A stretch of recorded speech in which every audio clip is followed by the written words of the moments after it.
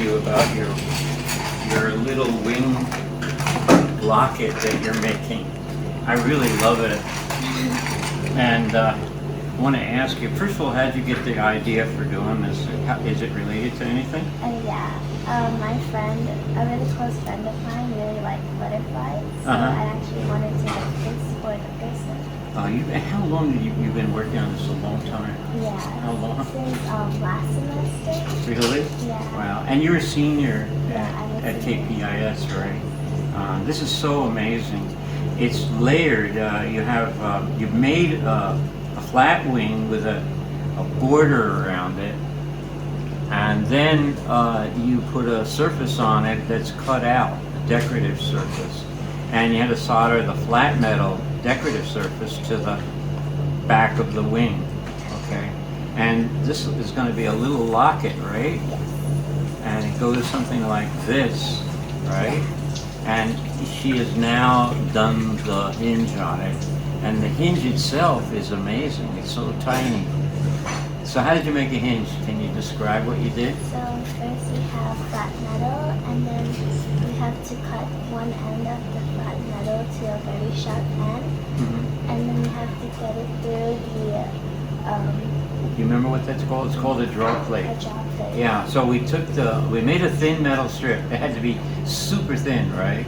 You pointed it, put the point through the draw plate. The draw plate is tapered. It has a tapered hole, right? And as that metal goes through, it actually turns into a tube. So that's her little hinge there, and she's going to she has the two outside pieces, and then she's going to solder a tiny inside piece over here so they match.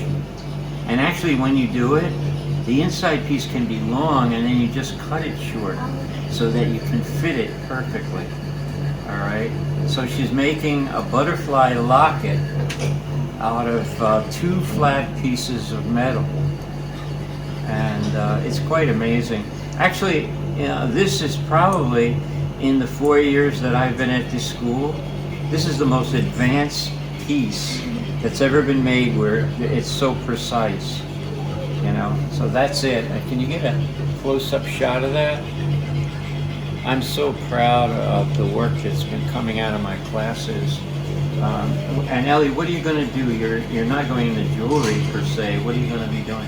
Computer science. You're going to computer science, right? But certainly if you were going to college and you showed that to an administrator for entrance to a college, they would be tipped over. They would just say, yeah, you're in the college.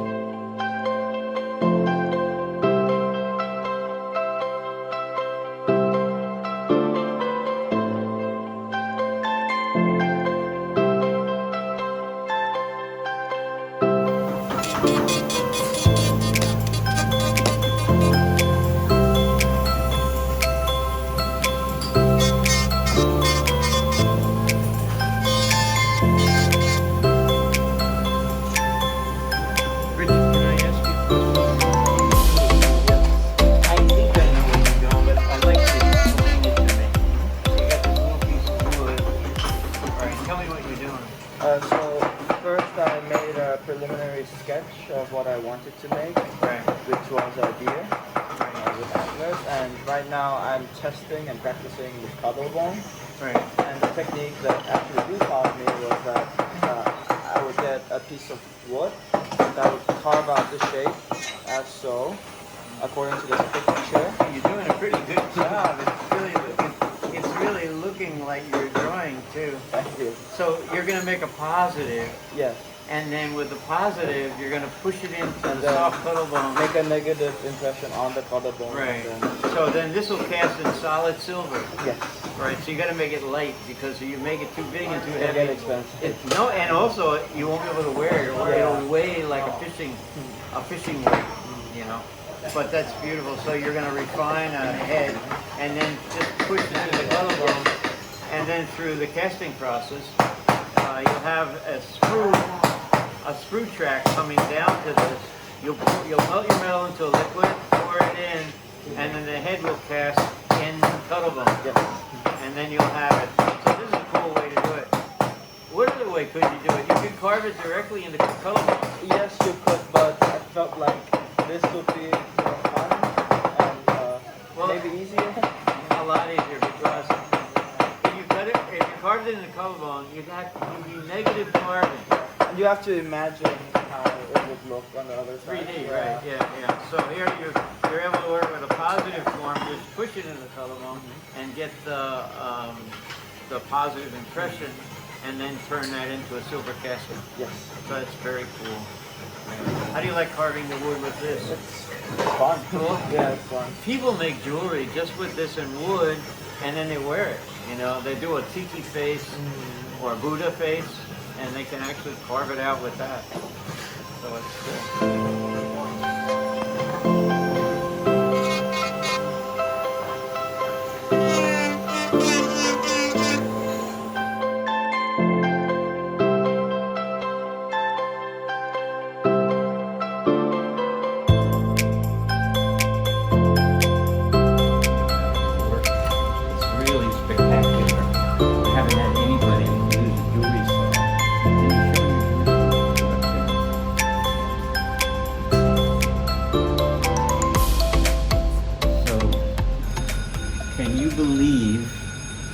This girl who's in the eighth grade?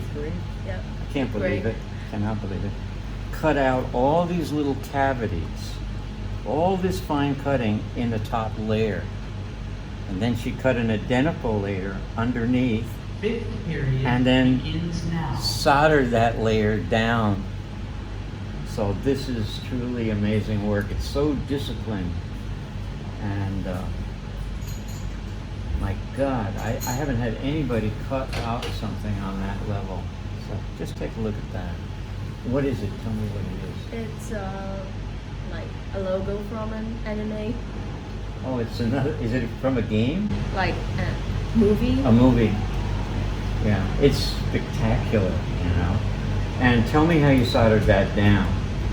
So What we went through when you were soldering it. Tell me what you learned about soldering two flat pieces of metal to each other. that like actually when we solder two flat pieces, we should like heat from the bottom, because if you heat from the top layer might melt and the heat might get sucked in the.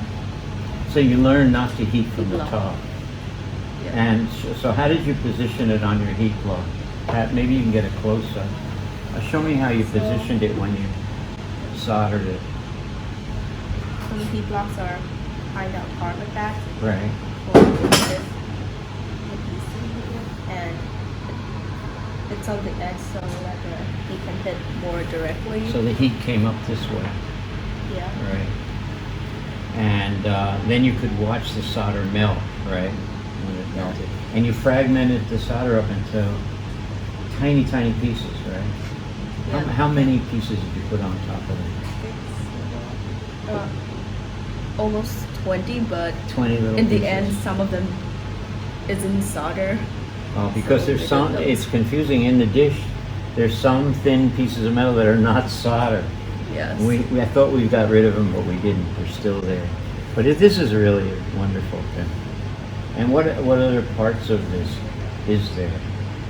Do you have any other parts that go on this thing? I'll attach a veil to it, like about here later. So that's it, and you're going to wear it on a chain. I think I'm gonna oxidize like about half of it, like here, this part.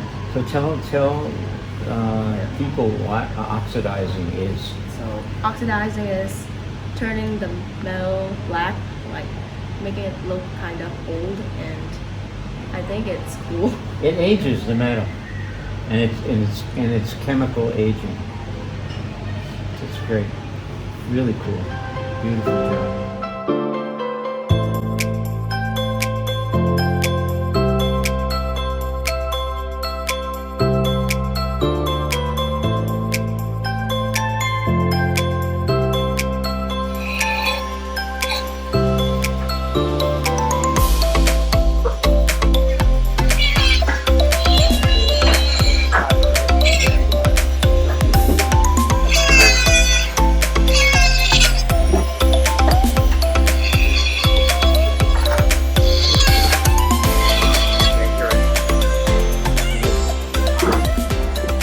try it.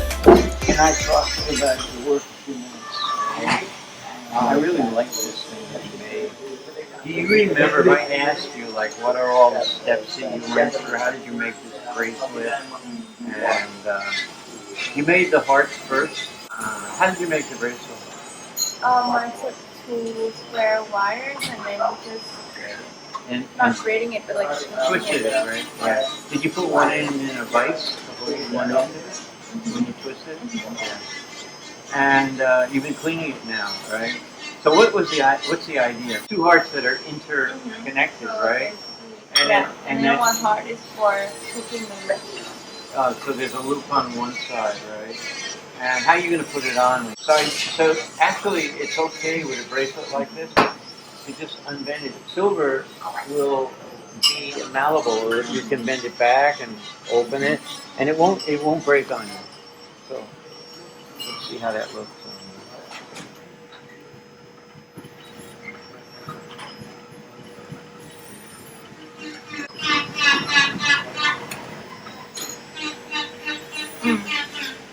It's very nice. So you're not finished. What are other steps are you going to do now? I have to polish it. You're going to polish it, right? Do you find that very hard to do? Kind of. It's labor intensive. Yeah. Yeah. But that's very nice. How did you get this idea to make that? First I saw the twisting bracelet in the internet. Yeah. And then after I adapted the heart. And tell me a little bit, in your opinion, about the class. What has it been like for you?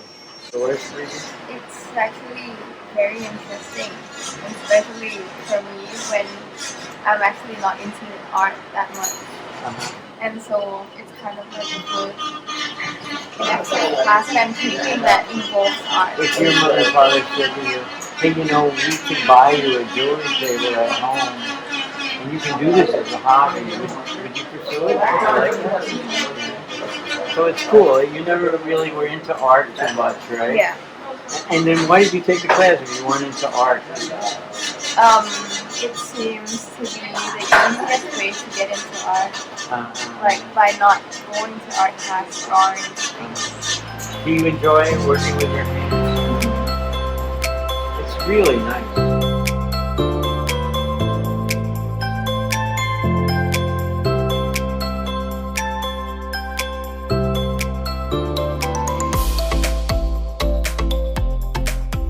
Yeah, this is so. First of all, how do you get this idea? What is this idea? What is the idea? Well, as you can see, my jewelry is shaped like an eye, and it was inspired by my interest in anatomy and physiology class. Because my teacher once talked about an eye, and I thought, hey, wouldn't it be cool if I made an eye jewelry? So when I searched it up on the internet, I got a lot of generic ideas for an eye design, so I decided to kind of make my own twist on it and make it look kind of mechanical, almost perfect. Do you have the stone that goes in here? Yeah, I do. Is it here? Can I show what it looks like? Yes. I think it'll make this piece look, when I turn it to the camera, a bit more dramatic. I get a sense of what this is going to look like. So this is a pendant. It's got a tiny bail over here, right? Oh, and the stone is nice. Oh, I didn't know your stone was so nice. I thought your stone was going to be like a dark stone. I don't want to push it in. Can you have a hole? Yeah. So that, I think it'll stay there for the camera. That's her piece. How long have you been working on this? Tell the truth. How many classes have you devoted to this piece? 1 semester and like Is it 5 really, weeks. Is it really Yeah. that long? My God. And it's made out of what gauge metal? I think it's around 19. Yeah, I would say 21. Yeah, it's pretty thin. And what are you going to do with the back? Are you going to engrave anything special on it, like a saying or something? Oh, now that I think about it, maybe, but I'm just focused on finishing this piece. What is the hardest part about it? What was the hardest part about it? I think my hardest part is that it's such a delicate piece of metal because it's very thin, but it's also very wide and very big. So I had a lot of trouble working on it because a lot of the parts would fall off. And so I had to redo it and resolder it over and over. Was the soldering hard? Yeah, it was really hard. Really hard. Yeah. Did you learn anything about the soldering? Yeah. Well, tell me some of the things you learned, if you can remember them.